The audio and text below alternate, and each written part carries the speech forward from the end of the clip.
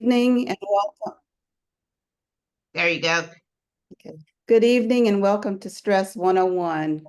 Our learning objectives this evening are to learn the dynamics of stress, to learn how stress impacts the total self, and to learn the importance of self-care. The title of the presentation is Saying Yes to You and No to Stress, and it is all about self-awareness. So what is self-awareness? It's about being mindful. And mindfulness is paying attention on purpose in the moment and not judging yourself. A lot of times we go with the wouldas and the shouldas and the couldas of what's going on in our lives, and that sort of often derails us. Self-awareness is about honoring and prioritizing you. It is about moment-to-moment awareness and making it a part of everything that you do, because we do live our lives moment to moment. And so with this moment-to-moment awareness, it's important for you to carry it with you at work, while you're walking, while you're talking to someone, exercising, eating, just in all spheres of your life. There is an Indian proverb that defines the need for self-care. And the Indian proverb states that everyone is a house with 4 rooms: a physical, a mental, an emotional, and a spiritual. But most of us tend to live in just one room much of the time. But unless we go into every room every day, even if it's only to keep the room aired, we are not a complete person. And this so clearly points to the importance of self-care. So when I'm talking about physical, you're just checking in with yourself. Maybe, you're not feeling good that morning, but you're just checking in, do I need to eat? Am I tired? Just what's going on? You have that curiosity about yourself. Mental, or is your mood a little bit low that morning? For emotional, are you a bit tearful that morning? Spiritual, and a spiritual is whatever it is that it's meaningful to you, but maybe you feel like, I'm not really feeling connected. And so it's just important to, like I say, go into each one of those rooms and then be able to know how to take care of yourself. So what is stress? Stress is the body's way of responding to any kind of demand.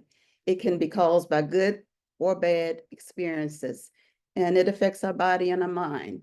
So a good experience could be maybe winning the lottery and having a lot of money just all of a sudden. And so it's a good thing, but it has a minor level of stress with having to be able to sort of know that your lifestyle is going to change. A bad experience could be that you're in traffic and lo and behold, someone bumps you and causes a lot of damage. And so that your insurance premium may go up like $300 each month, or maybe 1,000 or something a year. So that's a bad thing that happens with a bad experience. A simple definition of stress by Jane Collingwood is: stress is the tension we feel when the pressure is on and we don't feel able to manage it well. And so you see this guy, and he's looking super stressed. So what factors cause stress? It's the daily hassles. It's traffic, being in a big traffic jam, and you're in it for maybe 2 hours at the most, and you're just feeling a bit tense. You want to not be in that situation. Chores, maybe it's doing laundry or going to the grocery store. Some people just don't like to do that. It could be work problems. Maybe the dynamics in the workplace is causing some friction. And some of us know how to deal with conflict. Some of us don't know how to deal with conflict, and that can be a stressor. Lack of sleep. Sleep deprivation does a big job on us. So it's important, if you can, to try to get at least 7 to 8 hours of sleep. A lot of times we can't, but it's important. And if it has to be a diminished amount of sleep that you're sleeping, maybe 5 hours, just try to see if you can make it quality hours of sleeping where it's not interrupted. And it's important when you, for your bedroom, not to have like a TV in it. Turn all media off, like your telephone off at a certain time, and silence it, because that interrupts our sleep. And it's important for you to have a good amount of sleep, as much as you can, to be able to attend to yourself in a good way. Limited free time can cause stress. Arguments with a partner, family member, or friend. None of us like to be in entanglements with other people, and it puts an emotional load on us when we're in an argument and just trying to find out how to relate to someone in a way to let them know what we're feeling. And it's good to have like maybe a 15-second rule to think before you speak. Just hold it in.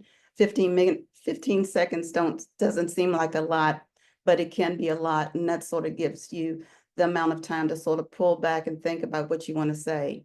Major life changes can cause stress: pregnancy, birth of a child, separation or divorce.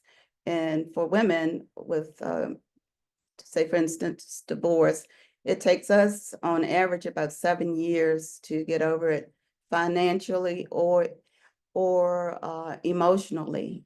And so that's a big stressor. A new job, death of a loved one can definitely be a stress, whether it was a good relationship or a bad relationship and someone dies. There are some feelings and that can cause stress. Moving, whether it's moving across town or across country, that's a big stressor. And major life illnesses and injury. And there are also life circumstances: not having enough money, having a disability, having a chronic illness, conflicted relationships, values that conflict with culture, discrimination, job dissatisfaction, and live in an unsafe area. Maybe it's an area that sort of is flushed with an area, with a neighborhood that maybe has some things going on that can be stressful. And you have to be mindful of maybe where you park, what you do, to maintain your safety. This is just a diagram of how stress impacts the body. And so stress impacts us from the top of our head to the tip of our toes. And it affects major organs. And I'm going to go to the next slide to talk about 2 stress hormones that affect the body, related to the last slide of the diagram that was showing different ways that stress impacts us. So the 2 stress hormones that affect the body are adrenaline and cortisol. And they trigger our body's flight or response mechanism. And they can be good because they do a lot of good things, but also they can have a negative impact as well. So with adrenaline, it increases our heart rate, our blood pressure, and energy, which prepares our body for immediate action. And it's as I say, it's the flight or fight response. It's just like maybe a tiger is out there somewhere, came out of a cage. And so that adrenaline would make us know that we have to do something. It's preparing us with the heart rate, the blood pressure, giving us the energy to know that we've got to get out of the situation, or we're going to be there and deal with that tiger. Cortisol mobilizes energy by releasing glucose, sugar from the liver, and helps our body to adapt to stress. And it also can affect our metabolism, our immune function, and brain activity. But when our body is in a constant state of stress, you can have an overload of these two hormones, and they can negatively impact the body, as shown in the previous body diagram that I just showed. So I just want to take a pause, and I just want you to think, where do you hold stress in your body? Some of us, it's in our head. We have headaches, migraines. Sometimes it's in the neck. I know when I'm feeling tense, it's really at the base of my neck that I can feel it.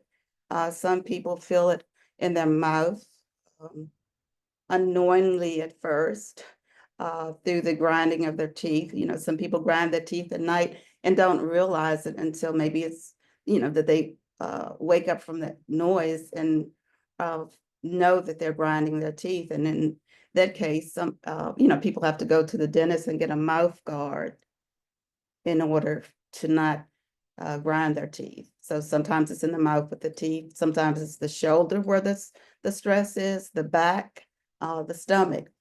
So it's important for you to know where you hold your stress and what triggers your stress. Those are the key things. Where do you hold the stress, and what are the things that's causing you to be stressed? And a little bit further in this presentation, I'm going to present different self-care strategies that you can use in order to de-stress. Excuse me. But the key thing is prioritizing yourself. It's really important to prioritize you to be able to deal with life situations, because we're having quite a few life situations that are hitting us almost every day. So how stress impacts the health? I mentioned about the headaches or migraines. There's muscle tension, especially in the neck and the shoulders. Stress affects our digestive issues and stomach aches, excuse me, and increased heart rate and chest tightness. And for chest tightness, normally when, we're stressed, our chest, begins to tighten, and it causes us to have maybe a little bit of labored breathing. And I'm going to, just discuss that and how we take care of ourselves with that. So how does stress impact our health? It weakens our immune system. It lowers our ability to fight infections, and we can have more frequent colds. I know a family member, she's in a pretty tense job situation, and she's had about maybe 4 colds, not severe, but 4 colds within the past year. Stress causes weight gain with the high cortisol levels it leads to increased appetite. When we have increased appetite, we want to eat more. And when we do that, we have a fat storage, and normally it sort of goes around, it's at our stomach, sort of holds there. Sleep issues and fatigue, prolonged stress disrupts sleep, and it depletes our energy. If we don't have enough sleep, we become like a bear. We snap at people, and it's all because our body hasn't had enough rest in order to deal with the different things that we have to manage in order to get through each day and meet our various needs. And the mental health impact of stress, that it causes anxiety, depression, and memory problems can develop due to prolonged hormone imbalance. Excuse me. A new name for stress, for current stresses that we face, is emotional inflammation. And you see this brain, and it's inflamed. So emotional inflammation, I read this book, it's called Emotional Inflammation by Lise Van Susteren, MD, and Stacy Colino.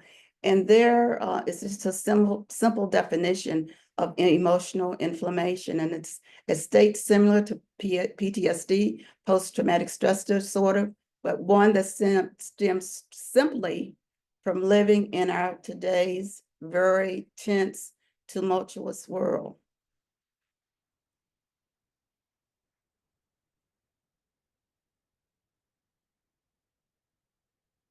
So when we talk about emotional inflammation, these are the things that cause emotional inflammation.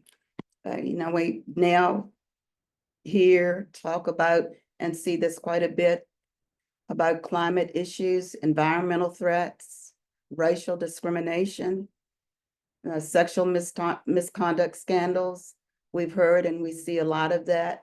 And even though it doesn't affect us directly, it affects us indirectly if we are looking at someone that we've sort of held on a pedestal, and then we see them before the public, and all different things are being said about that person. We can personalize it, ruminate over it, and this is one of the things, as I said, that causes emotional inflammation. Decline in confidence of our leaders, and we see that uh, right now. Income gap continuing to widen. Economic vibrancy of the middle class diminishing. Mass shootings, and we see this, I think, almost on a monthly basis. So that is definitely, emotional inflammation, because we just don't have any control. We don't know where it's going to happen. It makes us think, well, is it going to happen closer to us? If you have children or grandchildren in school, uh, it's like a constant cloud over our head, especially with the mass shootings. Hate crimes, we're seeing how that happens and continuing to rise. Mistreatment of immigrants, we see that now. Nuclear missile testing. So it's various things that are emotionally inflaming us, in addition to just our regular life of living each day and the things that we personally have going on in our lives, intermingled with that emotional inflammation of the things that I just spoke to. So that is why it's really important to prioritize your self-care. If you're not taking care of yourself, you're going to be caught in this tunnel of despair with what's going on, because we're taking in so much. Our body can only take but so much, our mind and our body can only take but so much before we start having some negative reactions. One of the ways that we can take care of ourselves, and that's key, is our breathing. And I talked about the chest tightness. Excuse me. When we panic, our chest tightens, our body begins to take short, labored breaths, shallow breaths, and there's a decrease in the oxygen that's going through our body as well as to our brain. Deep breathing is important because it increases the oxygen in your system and helps you to move out of anxious states a little bit faster. So doing deep breathing exercises every day, if you can help prevent anxiety from building up. And I'm going to go over some steps with regard to deep breathing. It's important when you're doing breathing exercises to sit comfortably or lie on your back. You're just breathing in slowly and deeply through your nose for a count of 5. So you just, breathe in until you count to 5. And then you're going to hold your breath for about 3 to 5 seconds. And then you're going to breathe out slowly through your mouth for a count of 5, pushing out all the air. So it's like puffs that you're breathing out. And you repeat these several times until you begin to feel calm and relaxed.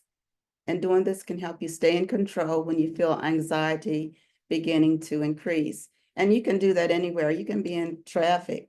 You can be sitting down. Your breath is with you all the time. So you can do breathing while you're in your car.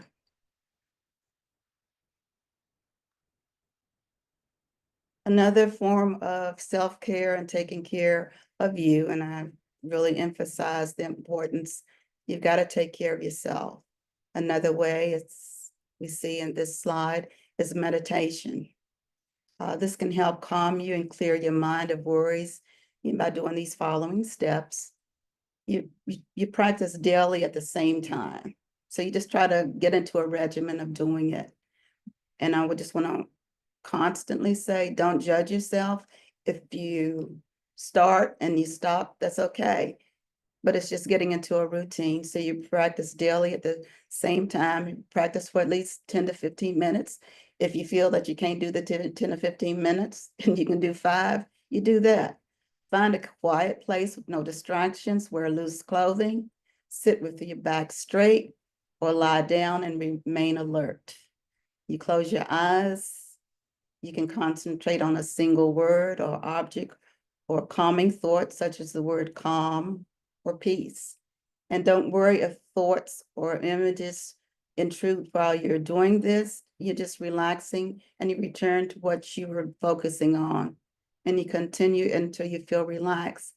And with the previous thing that I was saying about don't worry if thoughts come in, someone has said that, we have a monkey mind. Our mind just jumps all over the place. We're thinking about, oh, I've got to pick up laundry. Oh, did I get the food out the microwave? And so our mind is going all of that. Are we trying to meditate? So we have that monkey mind.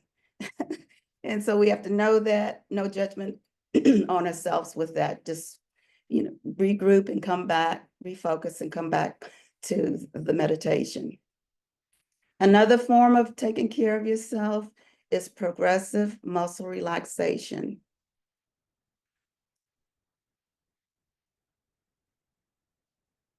And with progressive muscle relaxation, what are you doing is going from the top of your head to the tip of your toes, or the reverse order. So you tense and then relax muscle groups in your body one at a time from your head to your toe until you feel relaxed. You get comfortable again, wearing loose clothing. You sit in a comfortable position or like a chair, or even you can lie down. You tense the muscles in your face. You can make this little crazy, funny face, but what you're doing is you're just holding your face as tight as you can. Don't do it in your car, because people think you're crazy when they look and see you making this grimace. But what you want to do is tense the muscles in your face for 5 to 10 seconds, then relax them for about, excuse me, 20 seconds. Then you tense the muscles in the back of your neck, because I was saying that stress, can affect you back there. And you do that for 5 to 10 seconds, then relax your neck muscles. And then you just go gradually down each part of your body. And you continue down until you hit all of the major areas of your body. And this little fella, he's listening to music. He's relaxing. He's grooving with the music. So music is very soothing. You can use relaxation tapes. You can go on YouTube, and it's so many different forums for you to listen to music. I like to go on YouTube, and I have this, it's like tropical fish that are swimming around, and it's music in the background. So it's just different ways of taking care of yourself. Music and relaxation tapes, and just different forms. You can go on Spotify, whatever, that's something that's, you connect with, that you like. Eating healthy is another important part of self-care.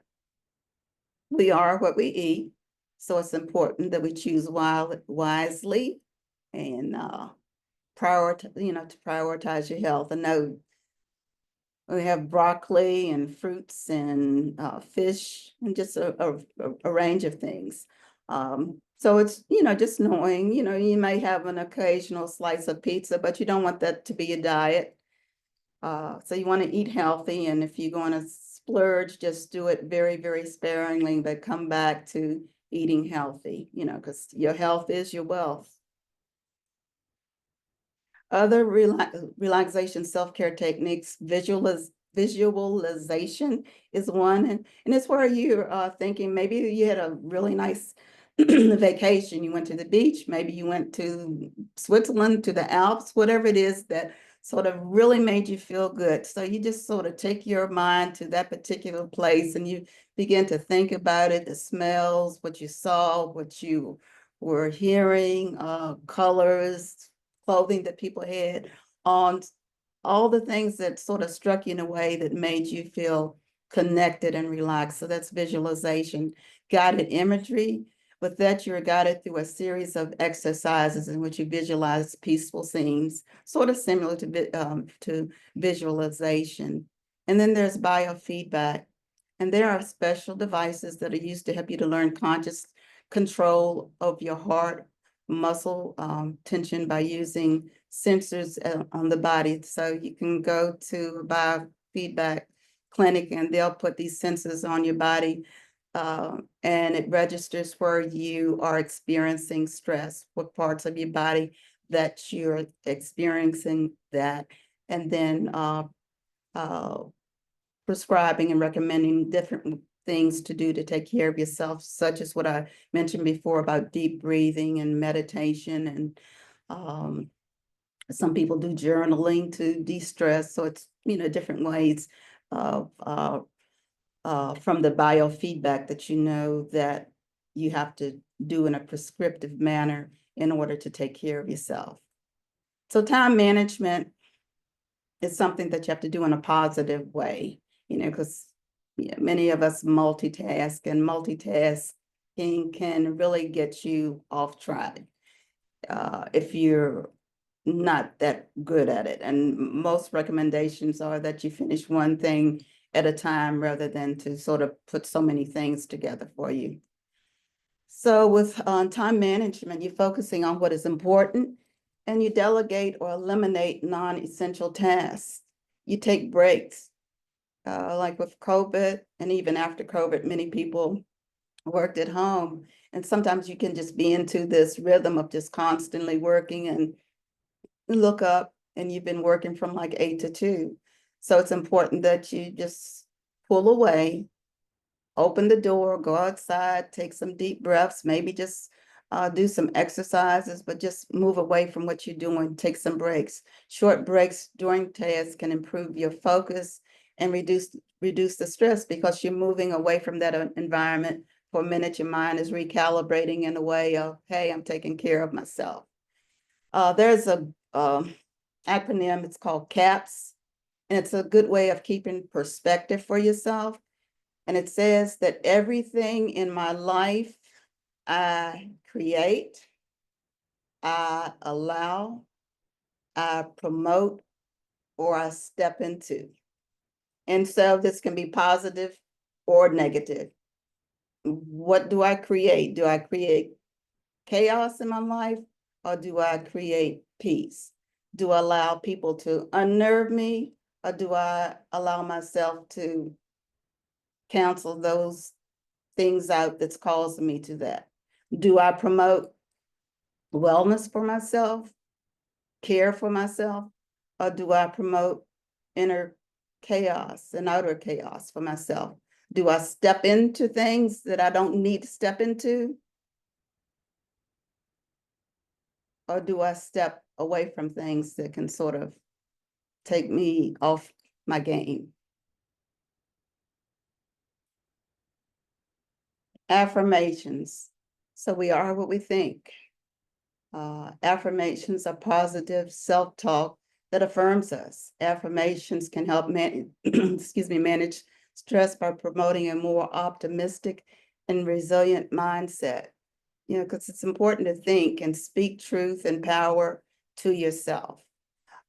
This is from Oprah Winfrey. She says, my philosophy is that not only are you responsible for your life, but doing the best at this moment puts you in the best place for the next moment.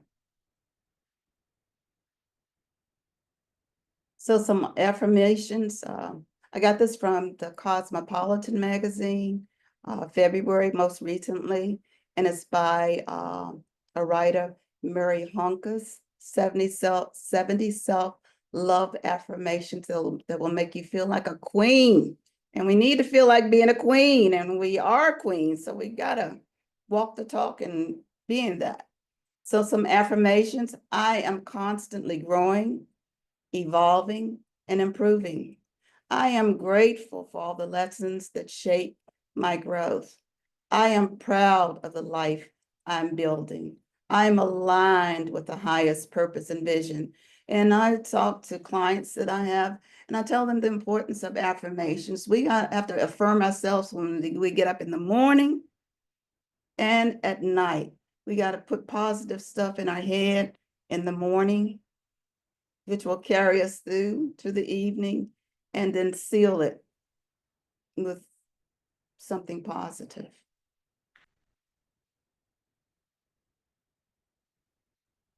And as I said, again, the most important priority is you. You have to prioritize your self-care. You see this woman, she's lying on her blanket, she's drinking in the sun. She's totally relaxed. She's taking care of herself. And many times, that's what causes us to have problems. We sort of foo the self-care, but it's important. If you're going to be in the end game for a long time, you've got to take care of yourself. Nobody's going to do it. Nobody's going to prescribe it for you but you. And you have to do it for yourself. Three takeaways from this presentation on stress: self-awareness and good prioritized self-care are key to managing stress in your life. Be in touch with what triggers your stress. You got to know what triggers, what's making me have headaches, what's making me to snap, what's causing it. Once you know your triggers, you're able to address them. And you're saying, this cannot be, I've got to do self-care. I have to have a daily regimen for myself to take care of me. And then you prioritize you to keep balance in your life. I have some resources. The Tiny Buddha website provides information on just being connected in the best way possible with yourself. It talks about happiness. I just got overboard with it. I see I have 3 P's. Happy, PP-ness. Love, relationships, change, mindfulness, and other information are provided by people who are using it, and they send positive stuff, things that have affected them, and just connecting with that community. Mindful, healthy mind, healthy lifestyle is another one, and that's www.mindful.org. Black women, 75 mindful reflections to help you stay grounded and find inner peace. Oladara Adeo, the 70 self-love affirmations that I mentioned before, that says that we're total queens, Mary Honkas, and that was Cosmopolitan magazine in February 2025. Emotional inflammation, which we went over, and it's a really neat book just to let us know that besides the regular stuff that we're dealing with, we have global stuff that we're dealing with, and emotional inflammation explains it in such a key, good way. In Praise of Slowness, I haven't read it, but I bought it, and it was just talking about how we're so much in a speed, fast forwardness with everything in our life, and it can have detrimental health and emotional, mind and body, pretty much disasters to ourselves when we don't slow down. And then Mind and Body Approaches for Stress, and that's by National Institute of Health. And Healthy Ways to Handle Stress, Life Stressors, that's www.apa.org. And that's my presentation. If anyone has any questions. I love this. I love everything about this. I can share with you what my takeaways are. You mentioned that, just being self-aware, I think is critical. And part of that being self-aware is, I guess you have to know your body. You have to know your body to know that when you're physically stressed, you have to know your environmental situation to know what may trigger you so that you can be more preventive instead of reactive. That's what I took away from that. But I also took away from your presentation that, all of this information in this presentation is education. And so, knowing this stuff before you get stressed is critical so that you can identify that you're truly stressed. Because you may call it something else if you aren't educated to know that it just may be stress manifesting itself in certain ways. Yeah, that's so true. And we don't, we're just sort of in a mode of moving, moving, moving, and we don't take that time to sit with ourselves and say, hey, what's going on? And not judging ourselves, as I said, because we start, well, I should have done this, just beating up on ourselves. And we have to just embrace that we're human. And that with that humanity, we have things that go on, and it's no shame to it. It's just feeling it and then responding to it in a way that's going to take care of ourselves. I love that. And then I also like that you have provided ways that we can immediately at least relieve ourselves of some of the stress. Just the quietness, being still, having some time to ourselves, the young lady laying on the grass on with the earphones on, and what I see through the visualizations that you showed in the presentation is just taking a time out. Just take a time out, to just get yourself maybe more centered and get yourself out of the stressful situation, or just be able to concentrate on you and what you're feeling and the impact of your environment on you at that time. Yes, that's very true. It's just I love that. So why don't you tell the Sister Leaders community how they can reach you or stay in contact with you on terms of social media? Is it a way for them to connect with you if they were interested in talking to you further about this topic? they can reach me on my iCloud email. I, have that right now. I'm on Facebook, Sheila Ahmadi, Okay, and spell your last name for them. Ahmadi, Sheila Ahmadi. And my email is Ahmadi, Sahmadi 13 at iCloud.com. Awesome, awesome. Thank you so much. And of course, this will be posted with Sheila's full bio and everything, so you can learn how wonderful. I believe Sheila has 30 years, right? 30 years or Yes. so, 30 years of experience. She has presidential award. I mean, she's been recognized. She knows what she's talking about. And so make sure that you definitely read her full bio and connect with her if you'd like to know more about ways to reduce your stress, or how to be more self-aware of the impact that your surroundings are having on you. So this is another episode of a Sister Leaders guest expert. Sheila, along with others, are going to be at the 2025 Sister Leaders Conference coming up October 3rd and 4th. Sheila will be speaking possibly on this topic or another topic of her choice. And so this is just a sneak peek of what is to come in October. And so we look forward to seeing you. So go to the conference website, sisterleadersconference.com. Thank you very much, Karen. It was Dr. Karen. It was really great to be with you. And I just want to reemphasize to all sisters to really take care of yourself. We're the only thing that we've got. So we fill in for so many people, but we gotta stand up for ourselves. Absolutely, absolutely. So I'm going to stop the recording here.